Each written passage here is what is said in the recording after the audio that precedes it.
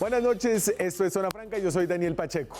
Para hacer un país que lleva casi 2 décadas, casi 20 años hablando de Álvaro Uribe Vélez, la conversación alrededor suyo es realmente bastante monótona. En Colombia, cada vez que hablamos de él, un tema recurrente y casi compulsivo, tenemos un diálogo de sordos en el que unos dicen que es lo peor que le ha pasado al país y otros dicen que es lo mejor que le ha pasado a Colombia. El Matarife o el presidente eterno. Es muy difícil llegar a un punto medio. Ni siquiera las pandemias ayudan a que la conversación sea más matizada o menos recurrente alrededor de Uribe. Y no lo digo ni siquiera por esta pandemia del coronavirus en la que volvemos sobre Uribe por una nueva investigación preliminar de la Corte Suprema, una especie de pesquisa anterior a la apertura de una investigación penal ya formal por un caso nuevo de espionaje a periodistas y políticos. Incluso en la pandemia anterior, la del 2009, la del hoy poco recordado virus del H1N1, era inevitable hablar de Uribe, quien, recuerden, se contagió de esa gripa porcina siendo presidente. Aunque mucho se ha hablado de la enfermedad, no todos tienen claro en qué consiste y cómo se puede evitar. Yo no sabía que verdaderamente el señor presidente tenía el VIH, pero cada metabolismo reaccionamos diferente, tenemos nuestras autodefensas, mi organismo está bien, gracias a Dios. A mí me pasa un poco lo que le pasa a la señora cuando propongo la conversación alrededor de Uribe. Me surge la prevención de que cualquier opinión, cualquier descuido, cualquier búsqueda de un punto medio será juzgada duramente, inclementemente por los detractores o los defensores del expresidente. Es como si el no estar dispuesto a absolver o a condenar a la figura política más importante en Colombia en medio siglo fuera de entrada una cobardía o una falencia moral. Sin embargo, someterse a esta intimidación tácita que genera la polarización alrededor de Uribe y que él mismo agita es renunciar a dar una mirada distinta, una mirada diversa, curiosa, de una de las figuras más influyentes de nuestro tiempo. Aquí arranca Zona Franca.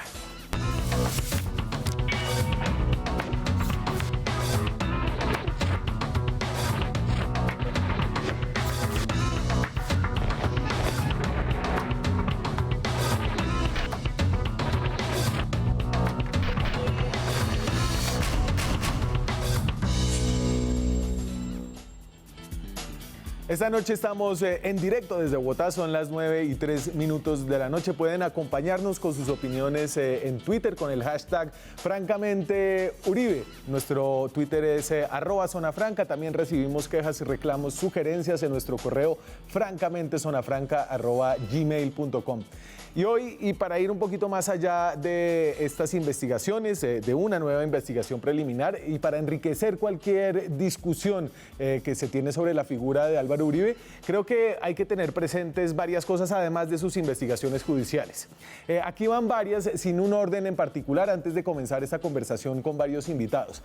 Álvaro Uribe es un hacendado. Su familia, su infancia ha estado atada a la ruralidad en Antioquia y en Córdoba. Ruralidad entendida desde la propiedad de la tierra. Su papá fue asesinado en una hacienda a la que llegó en un helicóptero. Él mismo es hoy dueño de más de 1000 hectáreas en el departamento de Córdoba, excelentes tierras cerca a Montería, tierras avaluadas oficialmente en más de 8.000 millones de pesos, según él mismo reveló. Uribe es amante de los caballos, sabe de ganado, de agricultura. Esta imagen habla, yo creo que toneladas acerca de la personalidad de esta familia, acerca de su origen. Y ahí está, ese es un domingo cualquiera en la casa de Álvaro Uribe Vélez. Yo creo que esa es su finca. Ahí está la familia. Uribe además es un hombre intenso en lo que hace. Su talante no es un talante contemplativo, es incansable, persistente. Tiene estamina todavía a los 67 años y tras más de 4 décadas casi ininterrumpidas en la vida pública. Él cuenta con mucho orgullo que la última vez que tuvo tiempo para ir a cine, porque la política no le deja tiempo, vio El Llanero Solitario cuando era un niño. El Llanero Solitario en cine salió hace muchos años. Álvaro Uribe no sería quien es hoy si este lema fuera un mero disfraz político. Trabajar, trabajar y trabajar. Pero entonces, ¿para qué manda el doctor Valencia Aguilar aquí si no sabe siquiera decir eso? No aplaudamos, que es que a uno se le zapa la piedra cuando los funcionarios del Estado parecemos dormidos. y me reviso yo esta carnita y estos huesitos. Trabajar, trabajar, trabajar, y esta intensidad se mezcla con una manera de entender la política, una manera que pasa por la confrontación. Una anécdota lo pone yéndose a golpes hace muchos años con Fabio Valencia Cosio por una disputa electoral en su juventud. Valencia Cosio fue luego ministro de Álvaro Uribe cuando era presidente. Esta faceta de enfrentar en la política es otra marca que lo caracteriza hoy. O sea que tenemos 2 investigaciones por el mismo anónimo cobarde. Quiero recordar que yo no tengo ninguna relación institucional con las Fuerzas Armadas desde el 7 de agosto del 2010. Peleo de frente, sin trampas. Esto es por la investigación de ahora. Además de siempre estar dispuesto a dar una buena pelea, Uribe ha tenido una visión populista de la democracia. El contacto del líder con su pueblo, la indudable conexión de este hombre con el pueblo colombiano han hecho que más de una vez haya coqueteado con quedarse en el poder, con volver su popularidad una fuente de mandato democrático. A continuación les pongo la respuesta que dio Uribe hace muchos años al exrector de la Universidad Jorge Tadeo Lozano de esa época, José Fernando Izaza, cuando Izaza lo cuestionó en un foro público por querer usar como un argumento su popularidad para reelegirse. Me parece, señor rector, que usted está confundiendo el estado de opinión con el estado de opresión. Creo que un gobierno que lleva 8 años y que ha logrado que muchos colombianos discrepantes que vivían en el exilio puedan vivir hoy en Colombia protegidos, que haya despertado un gran sentimiento ciudadano para que se les proteja. Es un gobierno que no puede sutilmente ser llevado a la confusión de imputarle un estado de opresión porque defiende un estado de opinión. Entonces, si bien eran muy claras las intenciones y las ganas de quedarse en la presidencia, de estirar los límites de los pesos y contrapesos de la democracia, Álvaro Uribe siempre ha acatado todas las decisiones judiciales que no lo han favorecido. Así respondió luego de que la Corte Constitucional en el año 2010 negara su intento de reelección indefinida. El único sentimiento que albergo es un sentimiento de amor a Colombia, el sentimiento con el cual nací, el sentimiento que se agrandó en mi primer hogar, el sentimiento que se me ha vuelto ilimitado en el contacto diario con mis compatriotas. Pero incluso con decisiones menos trascendentales que esta enorme de la reelección frente a la Corte Constitucional, decisiones que podrían ser percibidas como profundamente humillantes para Uribe, él siempre acata. Se abre el camino para que muchas disputas judiciales en Colombia se puedan resolver por la vía de la conciliación. Solo hasta cuando el juez les pidió estrechar sus manos, las partes se acercaron y se saludaron. En esa ocasión, eso fue en el 2016, Uribe se tuvo que disculpar por haber dicho que Holman Morris era un periodista servil al terrorismo. Esta visión hacia los grupos de izquierda, hacia defensores de derechos humanos, hacia periodistas y políticos de oposición, está relacionada con los aspectos tal vez más problemáticos de su vida pública. Desde las alianzas con grupos de derecha en la política, grupos involucrados con autodefensas armadas. A todos los congresistas que nos han apoyado, que mientras no estén en la cárcel, a votar las transferencias, a votar la capitalización de Ecopetrol, a votar la reforma tributaria, porque nosotros, esa trampita de que yo no les puedo pedir el voto porque es inmoral, pero eso sí, que la oposición nos deje sin aprobar esta agenda legislativa, de ninguna manera, de combate somos.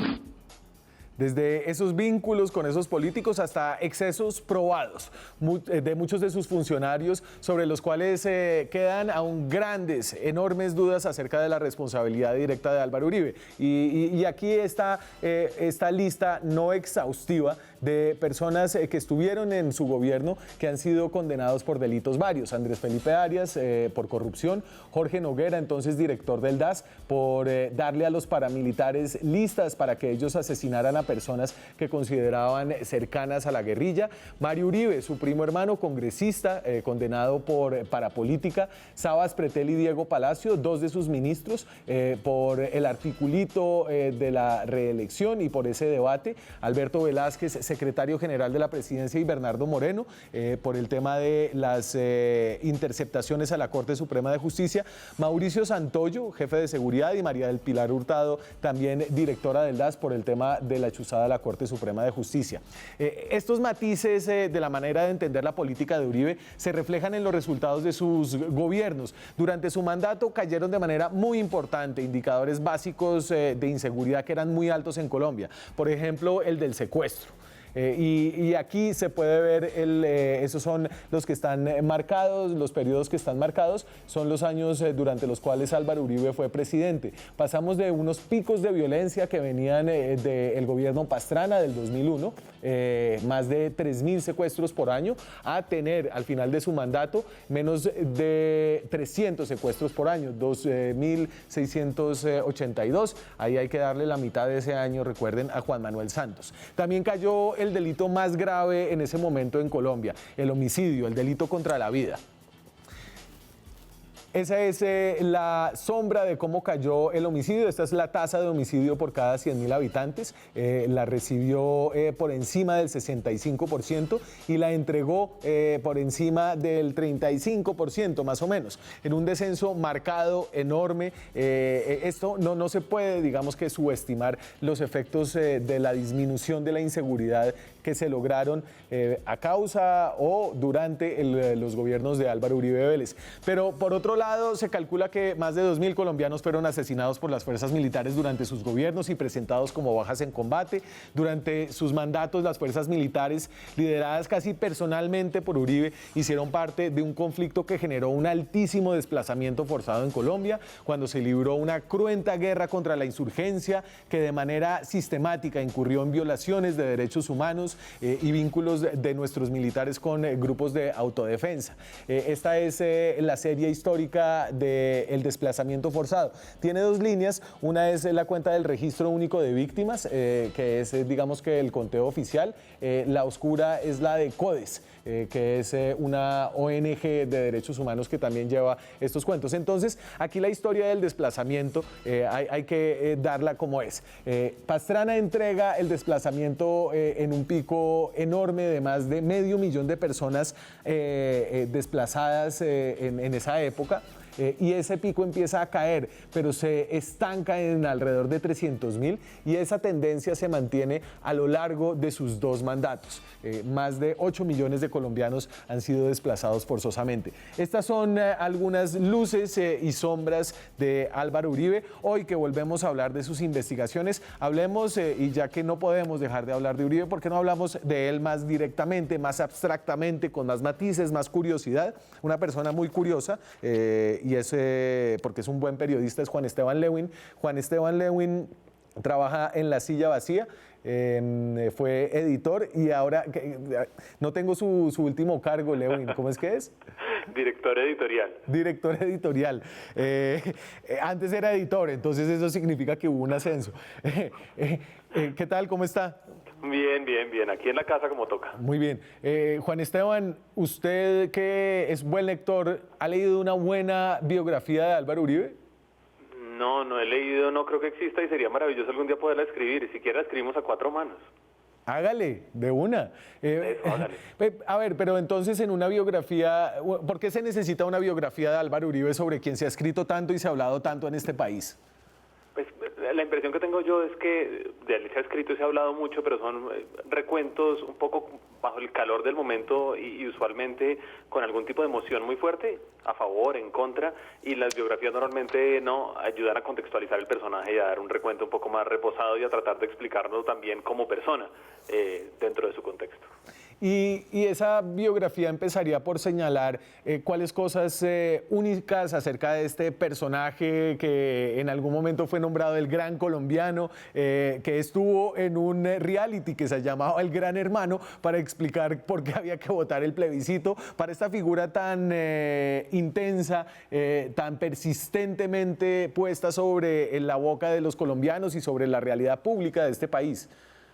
Sí, pues yo no sabría, claro, cada biógrafo toma unas decisiones diferentes, pero a mí me parece muy relevante la parte del gran colombiano, más por la parte del colombiano que del gran, digamos, porque yo creo que Álvaro Uribe realmente representa buena parte de las elementos más típicos de la colombianidad. Entonces, por ejemplo, Colombia es un país que a diferencia del grueso de América Latina no tuvo una gran reforma agraria. En el resto de América Latina ser hacendado no es algo usual ni visible ni da poder político. Aquí lo seguimos teniendo y él es un ejemplo, no es el único, pero es una persona muy cercana al campo. Eso es muy colombiano.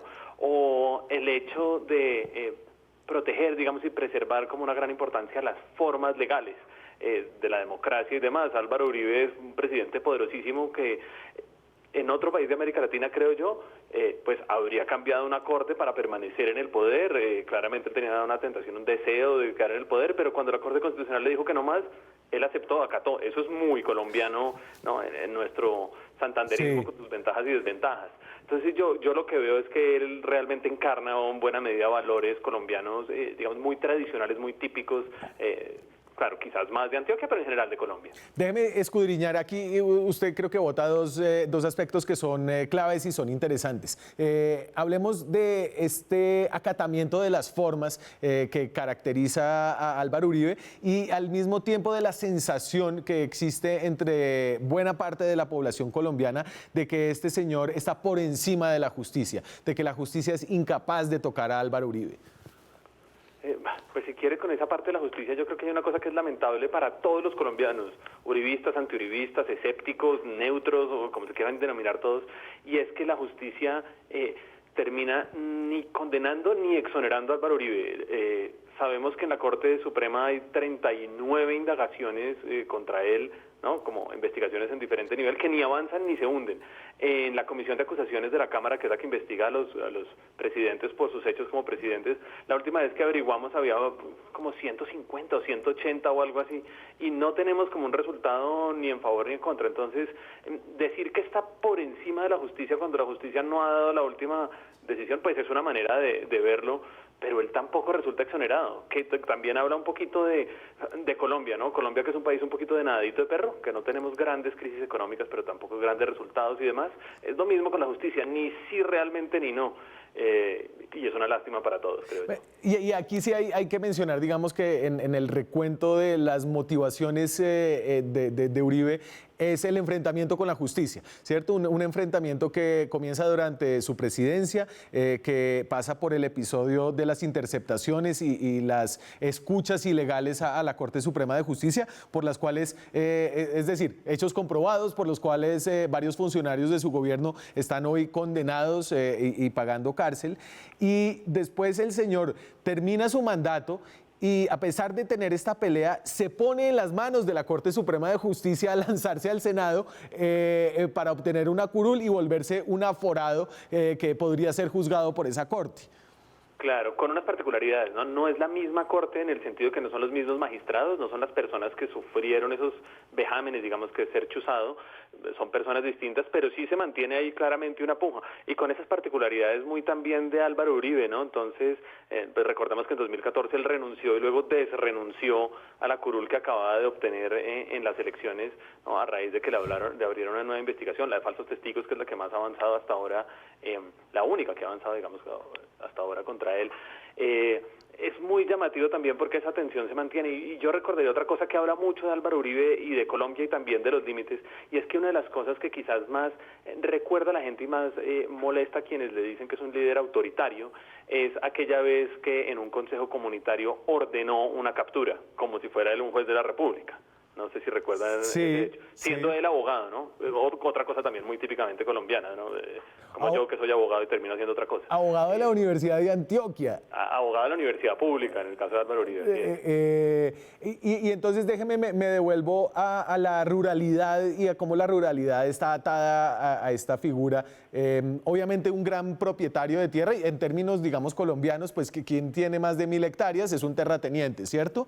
1000 hectáreas avaluadas en más de 8.000 millones de pesos, según nos enteramos ahora que conocemos las declaraciones de renta de los políticos colombianos, algo que es jugoso e interesante, además es un multimillonario, pero hay algo con esos vínculos a la tierra y esos vínculos a los problemas de la tierra y a los problemas del conflicto que es fundamental para entender a esta figura.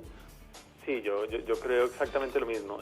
Álvaro Uribe, hay que recordarlo, él no viene de Medellín y no viene digamos, de la élite antioqueña, que a pesar de ser un departamento relativamente horizontal también tiene una élite fuerte. Él no viene de nada de eso, ¿no? Él viene de un pueblo del suroeste, un pueblo próspero, cafetero, y de una élite local, entroncada en la política, pero no directamente de la élite, y eso es parte también de quién es él, y muy vinculada, claro, a las haciendas, a las dificultades de hacer ¿no? negocios a partir de una hacienda, el abigeato en su momento de oro, pero también el acaparamiento de tierras. Todo eso es como el lugar, ¿no? El espacio social en el que se desenvolvió él cuando joven y su familia, y eso explica muchos, además de los vínculos que para algunos demuestran que él es un delincuente y para otros no, solo son circunstanciales, pero más allá de eso muestran como esa realidad sociológica, si se quiere, del lugar del cual parte él y lo que representa.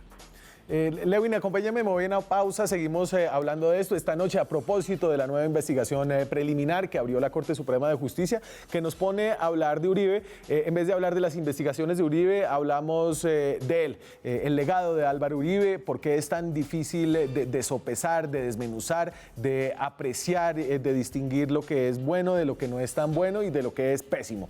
Volvemos en minutos. Seguimos en Zona Franca, son las 9:26 de la noche. Estamos hablando de la figura política más importante de nuestra generación, de Álvaro Uribe Vélez, a propósito de una nueva investigación en la Corte Suprema de Justicia, investigación preliminar, que nos lleva... Yo creo que en este programa hemos hecho cerca de 900 programas. No estoy seguro si alguna vez le habíamos dedicado uno solamente a hablar de Uribe y de quién es y de qué ha hecho y de por qué no se puede entender que es o el gran colombiano o el presidente eterno o el matarife. Si lo pongo entre esas dos, Lewin, ¿usted qué dice? No, pues claramente cualquiera sobresimplifica, aparte de quizás ser inexacta, de no, ninguna. Pero usted... ¿Cómo titularía nuestra biografía, acaso? Los matices de Uribe y creo que ahí ya empiezan a sonar las setas del sueño. No, pero se acuerda, por ejemplo, cuando la representante Juanita Gubertus en un debate dijo y sugirió en algún momento que Uribe no había sido del todo nefasto, básicamente dijo eso, y le cayeron encima y casi la obligan a hacerse arrepentir, porque cualquier cosa que no sea o blanco o negro frente al expresidente es inaceptable para cualquiera de los dos bandos. Así es muy difícil, y yo creo que eso habla mucho de su vigencia también en la política colombiana. Más allá de si uno cree que es blanco o negro, a mí me impresiona cómo sigue siendo una figura poderosa en ese sentido, porque representa una cosa muy muy importante para tirios y troyanos, digamos. Y creo que es absolutamente innegable que él es una figura fundamental de la Colombia de los últimos 30 años y representa muy bien la de los últimos más o menos 50 años. Entonces, creo que eso es una de las partes más interesantes de Álvaro Uribe como personaje, es que él realmente encarna buena parte de las contradicciones, de las fortalezas y debilidades de Colombia y de ser colombiano. Y hablando de la vigencia, creo que, y tal vez me equivoco, pero que estamos nosotros presenciando, y tal vez por el hecho de haber querido estar vigente tanto tiempo, estamos presenciando tal vez un ocaso de esta figura política, un ocaso que se va a vivir con él en el Senado de la República. Sus cifras de popularidad son cada vez peores, los presidentes que escoge nunca le salen como parecía que le iban a salir. Y en ese sentido van a ser unos años extraños para esta figura. Sí, pues digamos, yo soy malísimo para las predicciones, yo no sé qué venga aquí en adelante, ni en el coronavirus, ni con Uribe, ni nada, pero sin duda alguna, pues estos últimos años han cambiado un poco su presencia y hay algo de desgaste. Hace no mucho tiempo me encontré yo con una figura connotada de la derecha colombiana y me dijo, ¿qué vaina con Uribe? Nada que se va y nos va a acabar como derecha. Yo no creo que necesariamente sea así, pero eso habla un poquito también del desgaste que es natural un poco, ¿no? de cualquier personaje, a menos de que sea un Stalin o alguien así que acapare todo el poder en una sociedad medianamente democrática como la colombiana, con grandes falencias, pero donde podemos tener estos programas sin mayor censura. pues realmente una figura así yo creo que sí le cuesta mucho sostenerse en el tiempo. Ayúdeme y para dejar cositas concretas, ¿cuáles son para usted las grandes virtudes y los grandes aciertos de Álvaro Uribe y lo que cree usted se convertirá en un legado sólido importante para el país? Pues es difícil, digamos, hablar como de virtudes o defectos personales, pero quizás creo que él dejó una Colombia que cree un poco más en sí misma, que quizás se da menos latigazo, y yo creo que eso es un legado importante, una Colombia que siente que puede tener cambios, para algunos para bien, para otros para mal, pero Colombia que no necesariamente tiene que estar siempre en una circunstancia como de como si se quiere, como en un poquito una nebulosa histórica, aunque quizás había ocurrido antes el fenómeno del 91, entonces tendría que pensarlo mejor, porque usted me está poniendo a inventarme teorías, hipótesis históricas un poco al aire, entonces probablemente hágalos. Pero yo creo que esos son como legados importantes. Creo que hay algo muy curioso, y yo no sé si finalmente el legado de él en eso es positivo o negativo, pero hay algo en la relación con las instituciones. Es una figura bastante desinstitucionalizadora para el estándar colombiano, pero si uno lo compara con Hugo Chávez, que fue su contemporáneo aquí en Venezuela, y con tantos otros en América Latina, pues relativamente respetuoso de las instituciones. Entonces, ahí todavía yo no sé muy bien si es más blanco o negro en sus términos, pero creo que es un tema de reflexión por lo menos muy importante. Y deme entonces los grises que van más pintando a negro que a blanco, los grises de su legado más problemático, su legado más peligroso. Pues yo creo que no hay duda que su legado más problemático y peligroso tiene que ver con los derechos humanos y un poquito con esa tentación de hacer cualquier cosa con tal de, sobre todo, conseguir la seguridad. Una seguridad que era necesaria, buscada, deseada por el grueso de Colombia. No en vano tuvo esas cifras con las que logró la reelección y esa popularidad que tuvo, pero pues sin duda alguna ese legado es, en este caso yo sí creo que es negativo, sí, creo que es negativo sin duda alguna. Lewin, cuando yo tenga más canas, me le mido a escribir una biografía de Álvaro Uribe con usted, pero creo que nos faltan todavía. Ah, no, claro, por algo no lo hemos hecho, ¿no? No, y déjeme solo una última idea. Creo que hay otro tema que es muy importante a mi juicio, muy negativo, que es la personalización del poder, que creo que no empieza en Colombia con él, pero creo que sí se fortalece mucho con él, ¿no? La destrucción muy fuerte del sistema de partidos, que ya venía de atrás también por unos problemas propios de los partidos, pero que él no ayuda para nada a fortalecer, siendo tan importantes para una democracia que funcione medianamente bien. Es Juan Esteban Lewin, director editorial de La Silla Vacía. Juan Esteban, siempre un placer hablar con usted. Gracias por acompañarnos. No, ni más faltaba, Daniel. Nosotros seguimos acá con voces distintas, voces que han estado en la política, que pueden opinar acerca del expresidente, ahora que se nos vuelve a poner sobre la agenda por una nueva investigación de la Corte Suprema de Justicia. Ya volvemos. Seguimos en Zona Franca, son las 9:36 de la noche, estamos en directo desde Bogotá. Me acompaña vía Skype desde aquí la capital, Héctor Riveros. Héctor Riveros ha estado en la política muchos años, fue del kinder de César Gaviria como viceministro de gobierno, ¿era eso en ese momento, Héctor? Eso era eso en ese momento, sí, señor. Viceministro de Gobierno, es hoy el director del Instituto de Pensamiento Liberal, del Partido Liberal, el primer partido de Álvaro Uribe Vélez. Oiga, Héctor, es que estábamos ayer pensando de qué hacemos programa, entonces salió lo de la investigación preliminar y dijimos, bueno, hagamos programa de Uribe, pero otra vez de otra investigación preliminar y dijimos, ¿por qué no hacemos un programa donde hablemos de Uribe? Nunca hablamos de Uribe y siempre estamos hablando de Uribe. Y yo creo que usted tiene cosas interesantes para decir, sobre todo en la manera en la que Álvaro Uribe cambió un poco la democracia colombiana que había antes. Sí, a mí me parece bien, digamos, en estos días precisamente, cuando estábamos con este tema también de la nueva investigación de Uribe, pues yo decía, la verdad es que, pues, primero, este país va a tener en algún momento que cerrar el capítulo de Álvaro Uribe, porque si no, no va a poder avanzar hacia, digamos, una nueva etapa, una nueva fase de la historia. La historia de Colombia tiene que superar a Uribe, digámoslo así. Eso primero. En segundo lugar, yo francamente creo que, digamos, la manera de cerrar ese capítulo es, digamos, renunciando, me cuesta un poco trabajo decir esto, pero renunciando a que haya una especie de juicio judicial de Uribe y más bien que haya el juicio de la historia. Sí. Yo creo que nos hemos concentrado mucho en los últimos tiempos,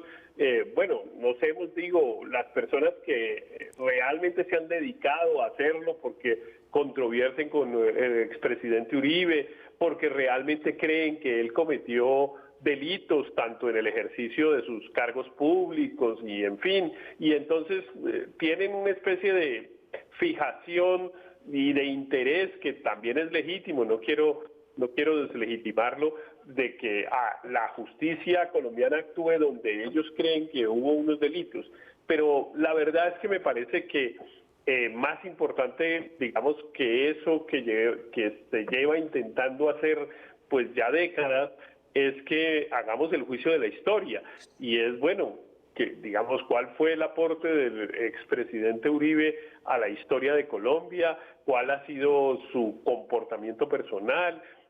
Si no podemos derivar responsabilidades judiciales, pues pensemos si se pueden derivar responsabilidades políticas que están más allá de la cosa de la prueba y de el señor dijo y compraron al testigo y cambió el testimonio y esas cosas. Eso me parece que sería importante para Colombia, y yo sí creo que además pues quienes tenemos diferencias ideológicas, políticas con el expresidente Uribe deberíamos digamos concentrarnos más en ese tema y proponer más una discusión pública alrededor de eso que hacer eco de esa permanente discusión del tema judicial del expresidente Uribe, que se ha vuelto bastante pesado además para los ciudadanos seguirlo. Claro, lo que pasa es que él no se ayuda porque sigue ahí, ¿no? Entonces, y sigue respondiendo y sigue combativo y sigue al frente dando la pelea, que ha sido un poco una de sus características, y yo no sé si es una característica, Héctor, irrenunciable como parte de su personalidad e incluso de su legado, es decir, el señor va a estar ahí hasta el final. Sí, pasa, digamos, con todas las personas que tienen un poco esa visión caudillista de la política y también populista, que evidentemente, pues primero se creen imprescindibles y creen que realmente tienen que estar ahí porque no hay nadie más que sea capaz de hacerlo de la manera como ellos podrían hacerlo. Seguramente eso le pasa al expresidente Uribe. Yo sí creo que él, para empezar a hablar de él, digamos, desde el punto de vista de su personalidad, tiene un tema de fijación con el ejercicio del poder, también tiene un tema, digamos, de carácter mesiánico. Él realmente se cree salvador, él realmente cree que Colombia necesita de él, necesitó de él, que si él no hubiera estado, pues quizá nadie hubiese podido adoptar las mismas decisiones u otras que él promovió. Yo creo que ahí hay un problema de personalidad que normalmente a los gobernantes, a los políticos y menos cuando están todavía en ejercicio se les hace, y me parece que es muy importante, que es como qué es lo que motiva a una persona, cuál es el incentivo de una persona, en este caso como Álvaro Uribe, pero usted podría tomar cualquier otro ejemplo de las personas que están en la política a hacer lo que hacen y qué es lo que esperan, digamos, cuál es su recompensa, cómo se sienten aliviados. Usted, pues cuando usted se levanta por la mañana, usted quiere hacer unas cosas porque usted se ha hecho unos propósitos o simplemente porque quiere ir a cumplir con su trabajo bien, y usted termina este programa y dice, hoy salió bien, salió chévere porque hicimos tal cosa, sí, o no nos salió bien porque tal vez no lo preparamos suficiente, lo que fuera. Es decir, usted tiene unas maneras de medir su conducta, usted queda tranquilo, usted queda satisfecho con lo que hace, recibe una recompensa, si qué sé yo, su jefe le dice bien, o si mañana le dicen, oiga, su programa se ha visto 1.000.000 de veces en YouTube o alguna cosa de ese estilo, ahí se mide la recompensa. ¿Cómo se mide la recompensa de un político y en particular del presidente Uribe? ¿Qué es lo que lo hace sentir satisfecho o qué lo hace decir yo he hecho bien en la vida o he hecho mal? ese análisis de la personalidad del expresidente Uribe me parece que vale la pena hacerlo. Yo creo que él tiene, insisto, un tema de fijación con el ejercicio del poder, tiene una convicción mesiánica, un poco heroica también, Sí. que es lo que lo motiva y lo lleva a actuar de la manera como actúa. Venga, Héctor, y usted que ha pensado mucho, este país sí ha pensado mucho en la manera en la que funciona la política y el poder en este país, ¿usted cree que Uribe transformó la política? Y me refiero a que si realmente fue y va a ser un cambio duradero el que va a haber después de que él ya no esté, y si los cambios que se dieron durante la época de Uribe se dieron por él y no se dieron por un agotamiento previo que ya venía, digamos, presentándose y anunciándose. No, pero primero nos toca precisar de qué estamos hablando. Porque, digamos, si uno hace la evaluación de la gestión del gobierno del expresidente Uribe, pues evidentemente hay unas cosas buenas y malas como en prácticamente todos los gobiernos. Hay unos resultados que son malos, por ejemplo, en los temas sociales. Si usted mira en los temas sociales al expresidente Uribe durante sus 8 años le fue bastante mal, digamos. Colombia, aunque redujo la pobreza, aumentó terriblemente la desigualdad, y la desigualdad particularmente, digamos, es el legado, a mi juicio, desde la perspectiva social, el legado más negativo del expresidente Uribe. Colombia fue mucho más desigual en el año 2010 de lo que era en el año 2002. Y ahí uno podría tomar cualquiera otros indicadores para evaluar la gestión del gobierno del expresidente Uribe. Pero claro, hay una que es en la que él se concentró y la que él quería producir como resultado, que era la derrota de la guerrilla. Y evidentemente ahí logró avances, logró unos resultados que desde esa perspectiva son positivos. Sin embargo, él tuvo un problema ya para el juicio de la historia, que es que no logró terminar la tarea, que era derrotar a la guerrilla. Y la verdad es que la debilitó, evidentemente la puso en una situación en la que prácticamente la obligaba a negociar, pero no logró cerrar el capítulo. Es decir, Uribe tuvo 8 años y no pudo entregar a Colombia sin FARC, que era su propósito. Sí. Entregó a Colombia con una FARC debilitada, pero no sin FARC. En cambio, por ejemplo, Santos entregó a Colombia sin FARC. Y entonces, digamos, él logró cerrar el capítulo, y por eso es bastante probable que dentro de 30 años, cuando alguien esté estudiando la historia de Colombia, seguramente esté en un lugar más destacado Juan Manuel Santos por haber logrado cerrar el capítulo de las FARC que Álvaro Uribe por haberla logrado debilitar. La tarea le quedó incompleta en esa materia. Ahora, yo creo que ya desde el punto de vista conceptual, ideológico, el expresidente Uribe, pues yo no sé si eso sea un logro o no, pero evidentemente, digamos, abrió una beta que en Colombia normalmente no estaba en el escenario de la política desde hacía 50 o 60 años, que era la de la derecha, y la de la derecha, digamos, extrema. Y la derecha conceptualmente hablando realmente. O sea, Uribe es un hombre de derecha, pero de derecha en lo económico, profundamente de derecha en lo económico, que está convencido, digamos, que hay que promover a los empresarios, y que si los empresarios les va bien, pues a los trabajadores algo les queda, etcétera. Esa concepción económica tan conservadora y tan de derecha. Pero también, digamos, en eso que llamamos los dilemas éticos, por ejemplo, pues Uribe evidentemente es muy conservador. Sí. El tema del aborto, el tema de la diversidad sexual, ese tipo de temas son temas como de otro tiempo, en los que él pues, evidentemente está en la derecha. Y yo sé que hoy estamos teniendo una conversación con matices, pero así muy rápidamente, y para terminar, una pregunta bien odiosa que contradice todo lo que yo había dicho, y es: ¿usted cree que Uribe deja un mejor o un peor país? No, yo creo que peor. A mí me parece que el expresidente Uribe, digamos, evidentemente, si uno se quedara solo en el tema de la violencia, pues quizá entrega un mejor país. quizá entrega un país con menor violencia. Pero a mí, ¿por qué digo que lo entrega peor?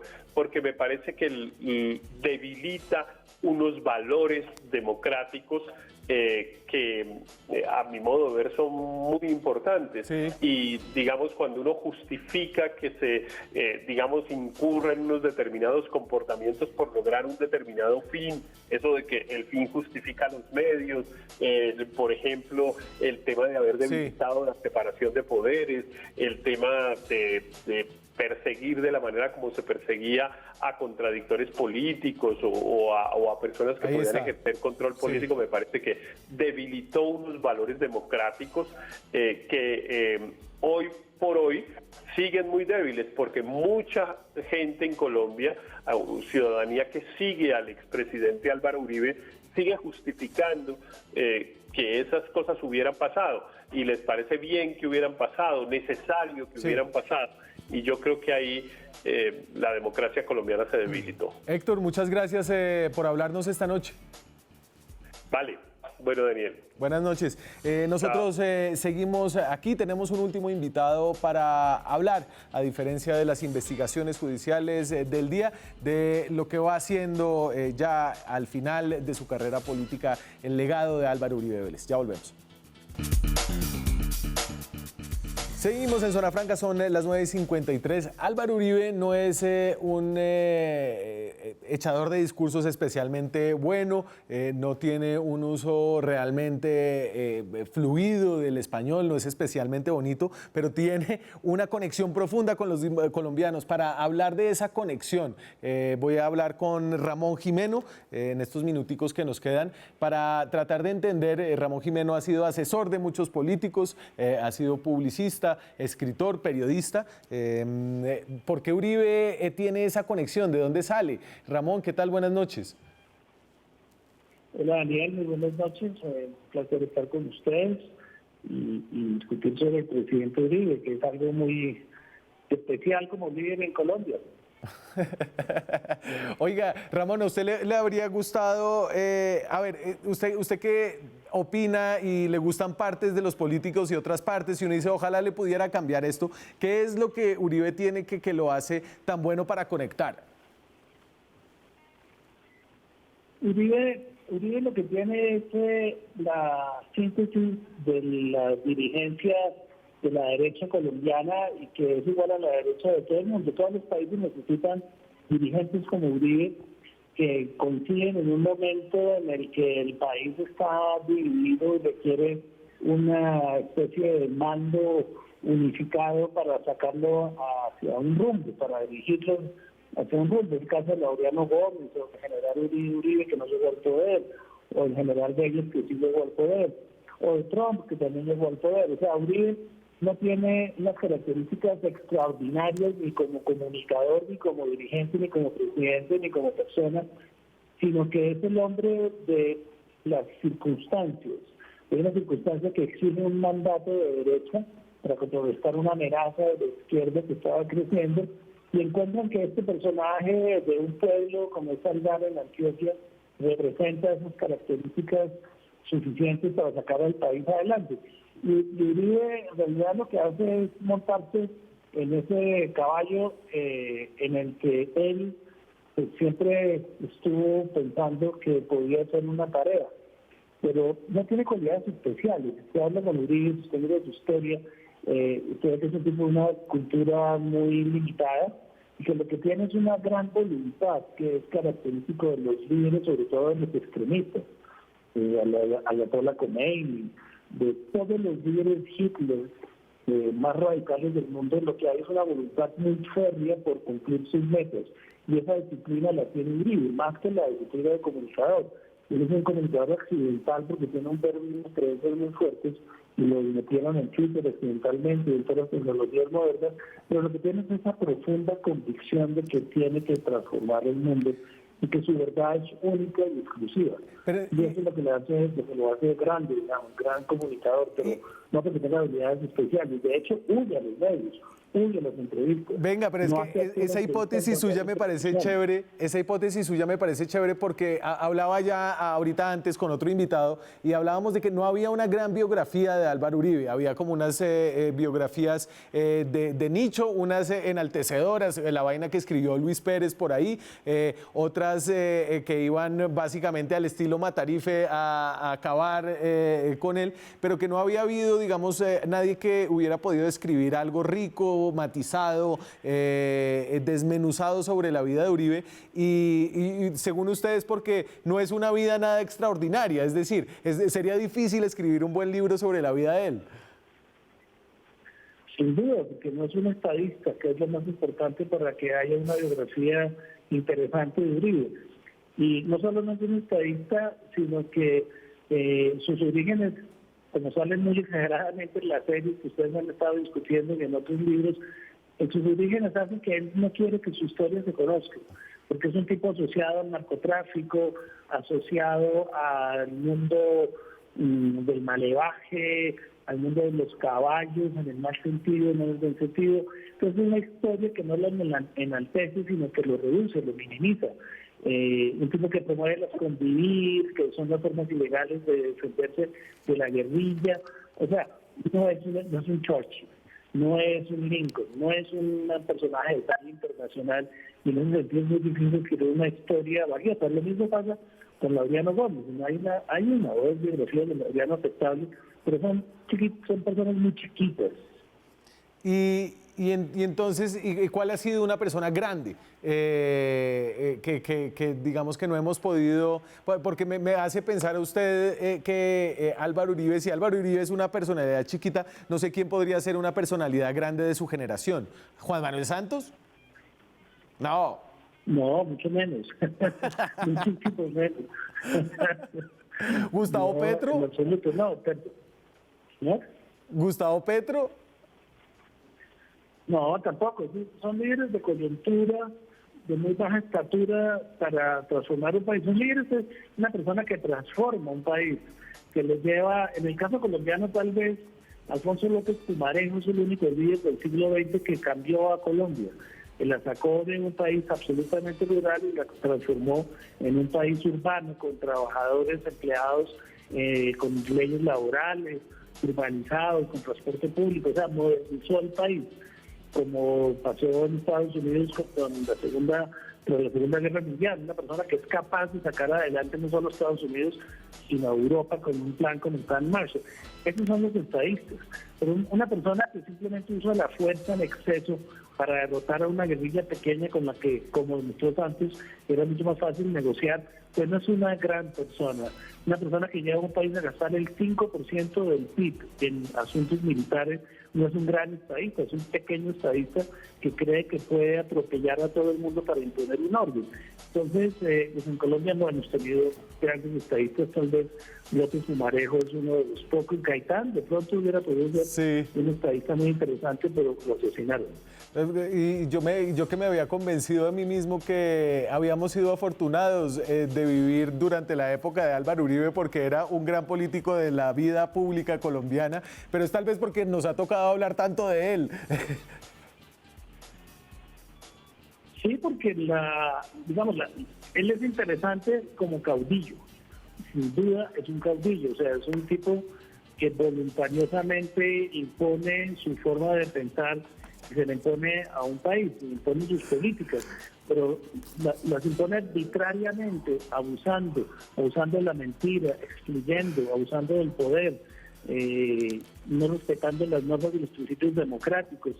Entonces, digamos que no fuera de ser caudillo como lo fue Perón o como lo fue Rojas Pinilla, pues no es un tipo que tenga grandes matices, sino que la gente lo reconoce porque ayudó a que el país no se fuera a manos de las FARC en una época muy difícil. Eso es todo. Ramón, muchas gracias por haber dañado nuestras fantasías de vivir bajo el manto de un estadista. Su contribución fue excelente para el programa de hoy. Muchas gracias, Ramón. Gracias, Daniel. Nosotros nos vamos, se nos acabó el tiempo. Nos vemos mañana con más periodismo, más debate, más opinión. Chao.